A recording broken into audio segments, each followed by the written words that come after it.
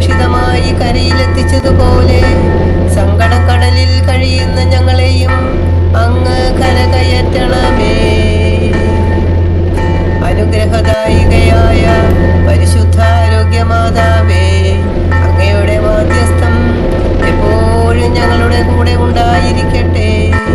അമ്മേ മാതാവേ, അവിടുത്തെ പ്രിയപുത്രനായ ഈശോ അങ്ങയുടെ കരങ്ങളിലൂടെ ഞങ്ങളെ സ്പർശിക്കുകയും സുഖപ്പെടുത്തുകയും കാത്തു സംരക്ഷിക്കുകയും